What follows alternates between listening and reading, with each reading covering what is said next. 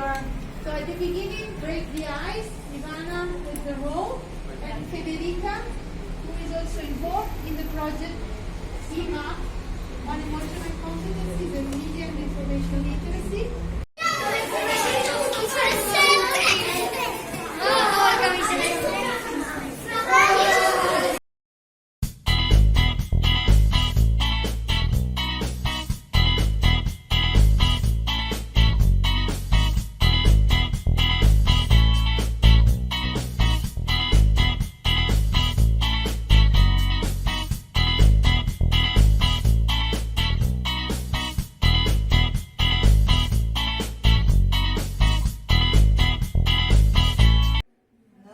In Portugal, another country, we have a teacher to care about this, to make activities.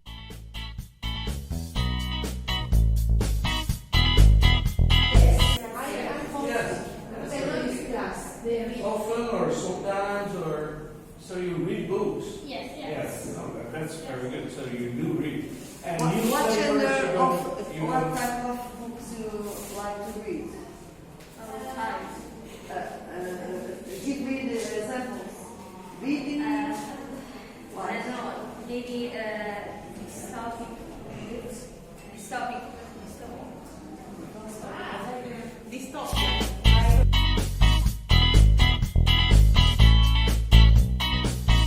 Hello, Paul. Yes, hello.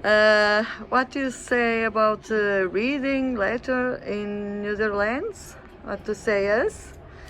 Well, I think pupils are reading lesser, so not too much, because they used to use their phones and maybe on tablets. But of course, in school they have to read, and then it depends on which level. But a lot of students are really interested into reading. Okay. Are the function teacher librarian in Netherlands a teacher responsible by a library in school? No? Yeah, well, we've got a teacher, but what we are doing right now in the Netherlands, I'm organizing a writer who can talk about his book, so students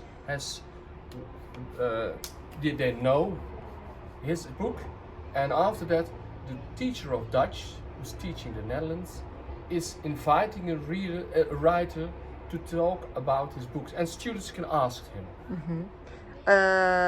Don't exist a library in school? Yes, we've got a librarian, we call it Mediatheek. Okay. And in our school 2 or 3 persons are working there. Okay.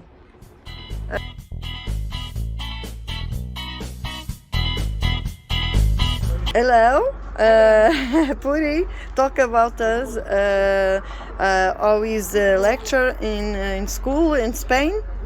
Okay, so reading for the little ones, for primary schools, what I remember they did with my daughter is they had this program called the traveling book. So at the end of the course, like every parent would buy just one reading book, one picture book, something to read. And then the books will swap around, so we would change. So you only buy one book, but at the end of the year, the child has read like 12, 13 or 20. Doesn't matter how many students were in the class, how many little ones were in the classroom. In secondary education, it's kind of free. So students have to read a book, but they can choose the book that they read, and they write reviews on the book. My experience, because I work with adults, is that it doesn't work to ask them to read a book, because it's very difficult to find a book that everybody finds interesting, and in general older people don't want things imposed on them.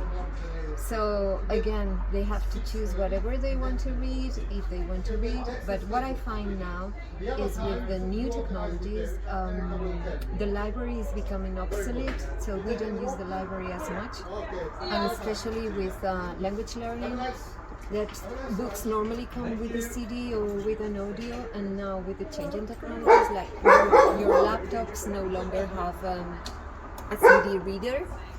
And I think libraries need to change in the sense that they could have programs like with MPC format, or maybe audiobooks that could be shared at school. So I think is the way things are moving.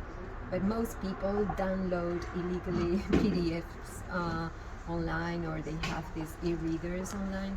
You have no digital literacy, yes? Well, yes, a lot of people have digital literacy. I think so. But then again, I always recommend for people to read on paper, because I think it's different. The connections that we made on our brain, especially for older people, I'm not talking about digitally natives, but older people, they need to feel the sense where the words are in a page, or the feel of the book, or maybe being able to underline or to stop and find a way. It's easier for older people to read on paper. That's my view. Thanks. Okay. Thanks.